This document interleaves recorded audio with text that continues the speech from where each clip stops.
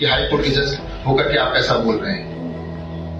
कानून तो नहीं भैया बहुत संख्यक से चलता है, लेकिन जो कठमुल्ला है जिसे कह लीजिए आप, सब गलत है, लेकिन कहने में गुरेज नहीं है, क्योंकि वो देश के लिए घातक है, बिगाड़ने वाले लोग हैं, जनता को भड़काने वाले लोग हैं, देश आगे ना बढ़े इस प्रकार के लोग हैं, उनसे सावधान रहने की जरूरत है।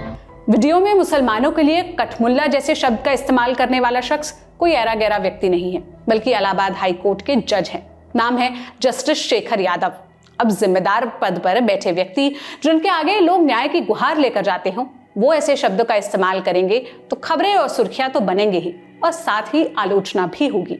इस वीडियो को शेयर करते हुए नगीना के सांसद चंद्रशेखर आजाद ने लिखा, प्रयागराज यूपी में विश्व हिंदू परिषद के कार्यक्रम में हाई कोर्ट के जस्टिस शेखर कुमार यादव का बयान न्यायिक गरिमा, संविधान के धर्मनिरपेक्ष मूल्यों और समाज में शांति बनाए रखने की जिम्मेदारी का गंभीर उल्लंघन है। कठमुल्ला जैसे अपमानजनक शब्दों का प्रयोग न केवल असंवेदनशील है, बल्कि ये न्यायपालिका की निष्पक्षता पर भी प्रश्न चिन्ह लगाता है। ऐसे बयान समाज में सांप्रदायिक वैमनस्य को बढ़ावा देते हैं, जो न्यायपालिका जैसे पवित्र संस्थान के लिए अक्षम्य है।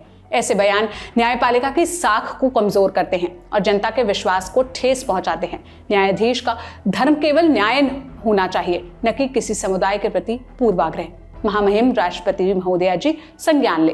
AIMIM चीफ असदुद्दीन ओवैसी ने लिखा, हाईकोर्ट के जज ने कठमुल्ला शब्द का इस्तेमाल किया और देश के मुसलमानों के लिए कुछ शर्तें रख दी, जैसे कि हमें उनके परमिशन की जरूरत हो और आपको restatement of values of judicial life माने न्यायिक जीवन के मूल्यों का पुनर्कथन 1997 याद दिलाते चले, जिसमें पहले तो लिखा है कि न्याय केवल होना नहीं चाहिए बल्कि दिखना भी चाहिए। उच्च न्यायालय के सदस्यों के व्यवहार और आचरण से लोगों में न्यायालय की निष्पक्षता में भरोसा पैदा होना चाहिए। इसलिए किसी भी जज को ऐसे बयान नहीं देने चाहिए जिससे इसकी निष्पक्षता प्रभावित हो। अगला पॉइंट उन्होंने लिखा, किसी जज को पब्लिक बहस में हिस्सा नहीं लेना चाहिए या पब्लिक या पॉलिटिकल मैटर पर विचार नहीं व्यक्त करने चाहिए जो मामले पेंडिंग हो या जो न्यायिक फैसलों के दायरे में आते हों।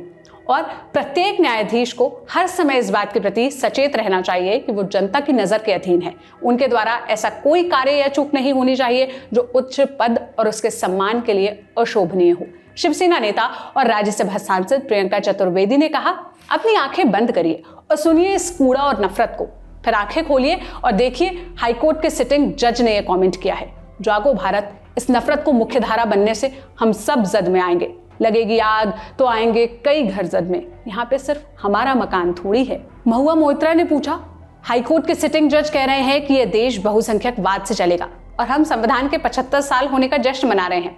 ऑनरेबल CJI कोई स्यो मोटो लेगा? आप पहले अब कठमुल्ला शब्द का मतलब समझ लीजिए, फिर हम आगे जज साहब का पूरा बयान भी आपको सुनाएंगे। जहाँ तक कठमुल्ला शब्द का संबंध है, तो कठ शब्द जब भी किसी भी वर्ड के साथ लगा दिया जाता है, उसका मीनिंग जो है एक नेगेटिव देना शुरू कर देती है, जैसे कठ खुजती, काट का उल्लू, इस टाइप से। तो मुल्ला तो अपने आप में एक पॉजिटिव शब्द रहा है, लोगों ने उसको एक तरह से पढ़े लिखे और मीनिंग में इस्तेमाल किया है, जो काबिल लोग जिनके लिए। ऐसे ही मौलवी लफ्ज भी पॉजिटिव लफ्ज रहा है, मौलाना लफ्ज भी उसी तरह से पॉजिटिव लफ्ज रहा है। ये अलग बात है कि कभी कभी मुल्ला, मौलवी और मौलाना ही तर्ज की जबान में इस्तेमाल किया जाता है तो एक पॉजिटिव लफ्ज निगेटिव माना देने लगता है। लेकिन जहाँ तक कठमुल्ला का संबंध है, ये तो प्योर नेगेटिव शब्द है। इसका मतलब होता है, बिल्कुल इसको ऐसे समझ सकते हैं जैसे नीम हकीम, खतरे जान, नीम मुल्ला, खतरे ईमान, यानी आधा जानकार या कम जानकार, किसी चीज के बारे में सही नॉलेज नहीं रखने वाला, इस टाइप के लोगों को कठमुल्ला कहा जाता है। और कठ को समझ सकते हैं आप जी, कठ और काट का संबंध लकड़ी से होता है। बेजान सी चीज इसके अंदर कोई लाइफ नहीं हो, बस जाहिर में कुछ दिख रहा हो, इस टाइप के लोगों को कहा जाता है। इन दिनों सोशल मीडिया और व्हाट्सएप मैसेजेस पर कठमुल्ला शब्द का इस्तेमाल मुसलमानों के लिए अपमानजनक रूप में भी किया जाता है। इसके अलावा आपत्ति जज के बहुसंख्यक वाले बयान पर भी है। अब आप पहले पूरा वीडियो देख लीजिए। कि हाई कोर्ट के जज होकर के आप ऐसा बोल रहे हैं, कानून तो नहीं भैया बहुत संख्यक से चलता है, परिवार में भी देखिए, समाज में भी देखिए, जहां पर अधिक लोग होंगे जो कहते हैं उसी को माना जाता है। लेकिन आप जबरदस्ती करेंगे आप कि नहीं साहब हम तो ये मान के चलेंगे। लेकिन मैं क्या आपको बता दूं, ये जो जिनकी हम बात कर रहे हैं सब बुरे नहीं है,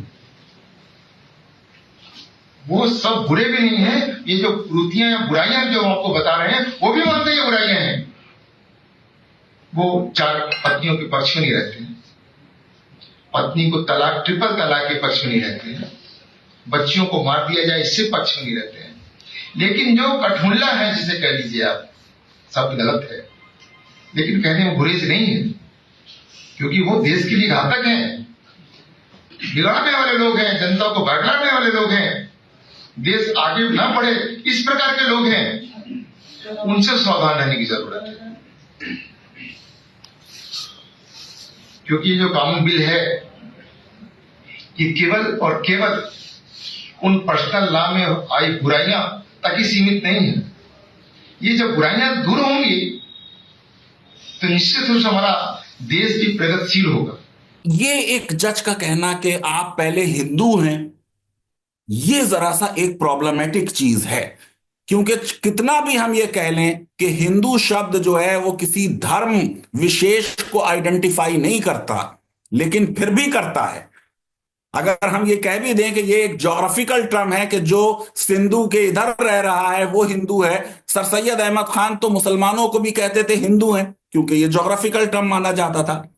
लेकिन ये कि इस तरह की बात जो है, जो एक जज ने ओथ ली है जिसमें विदाउट फियर और विदाउट फेवर होगा, तो जैसे कहते हैं ना कि justice should not only be done, it should appear to have been done. संविधान जो है वो मेजॉरिटेरियनिज्म के सख्त विरुद्ध है।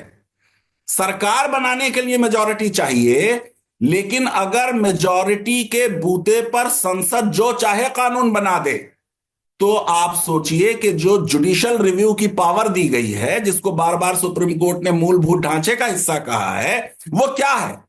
जुडिशियल रिव्यू यह है कि अगर संसद ने कानून बनाया मेजॉरिटेरियनिज्म कर और वो कानून संविधान के विरुद्ध है, तो सुप्रीम कोर्ट के जजेस उस कानून को निरस्त कर देंगे। आपको एग्जाम्पल देता हूं, national judicial appointment commission act, Modi सरकार का पहला बड़ा बिग टिकट रिफॉर्म आते ही किया 2014 में, लोकसभा में सर्वसम्मति से पास हुआ, अपोजिशन भी साथ में थी पूरी, राज्यसभा में भी सर्वसम्मति से पास हुआ ऑलमोस्ट, सिवाय राम जेठमलानी ने विरोध किया उसका। लेकिन सुप्रीम कोर्ट के जजेस ने 4-1 से उसको निरस्त कर दिया। उन्होंने कहा यह संविधान के मूलभूत ढांचे का हिस्सा है। तो यह कहना कि संविधान के तहत जो बहुसंख्यक चाहेगा वो देश में होगा, यह संविधानवाद के विरुद्ध है। संविधानवाद यह कहता है कि जो संविधान कह रहा है उससे चलेगा, और यूनिफॉर्म सिविल कोड पर संविधान यह नहीं कहता कि आप यूनिफॉर्म सिविल कोड बनाओ, वो कहता है बनाने की कोशिश करो, एंडेवर करो। वो एंडेवर अभी तक सरकारों ने नहीं किया, कोई ब्लूप्रिंट हमारे सामने नहीं रखा। और जो उत्तराखंड की यूनिफॉर्म सिविल कोड आई, ये अनुच्छेद 44 वाली नहीं है, क्योंकि 44 वाली जो होगी वो पूरे देश पे लागू होगी। उत्तराखंड की यूसीसी जो है वो बेंगलोर में लागू नहीं होगी और पटना पे लागू नहीं होगी, इसलिए ये आर्टिकल 44 नहीं है। जो राज्य सरकारें या राजनीतिक दल चुनावों में यूनिफॉर्म सिविल कोड प्रॉमिस कर रहे हैं, वो संविधान के विरुद्ध जा रहे हैं, क्योंकि संविधान ये कह रहा है कि जो यूनिफॉर्म सिविल कोड होगी वो ऐसी होगी जो थ्रू आउट इंडिया लागू होगी, और ऐसी यूनिफॉर्म सिविल कोड वो होगी जो संसद बनाएगी।